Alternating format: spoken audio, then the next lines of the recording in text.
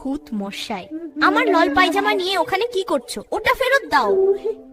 আমি তো শুধু গরম থাকতে চেয়েছিলাম। গরম থাকতে চাও তো আমারে ব্ল্যাঙ্কেট দিয়ে ঢেকে নাও। আরে না ভাই, ওসব পুরনো দিনের কথা। এখন মানুষ মোবাইল টিপতে টিপতে মাঝরাত করে দিয়ে, আমাদের আর কেউ ভয় পায় না। তাই আমি একটু শান্তিতে। আচ্ছা ঠিক আছে, তুমি যদি আমার পায়জামা ফেরত দাও তবে আমি তোমাকে আমার একটা পুরনো নরম কম্বল দেব। রাজি? কম্বলটা তো একদম মেঘের মতো লাগছে। ঠিক আছে, চুক্তি হল। দেখছো আলো পড়লে ঝিকিমিকি করছে, কত নরম লাগে বলো তো? হ্যাঁ, একদম মেঘের মতো নরম, আমি ধরলেই খুশির শিহরণ উঠছে। তাহলে ঠিকই বলেছিলাম, তোর জন্য পারফেক্ট কম্বল। ওটাই দেব, কিন্তু শর্ত একটাই, রাতে ঘুমানোর সময় আর অঘরে নাক ডাকতে পারবে না। তোমার ডাকে আমার ঘুম ভেঙে।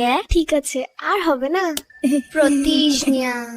এটা তোমার কাংথানা কম্বল। দান ডিল পাকা। এখন থেকে আমি একদম চুপচাপ কম্বল মুড়ি দিয়ে তোমার খাটের নিচেই থাকবো। একদম শব্দ করবে না তো। পিন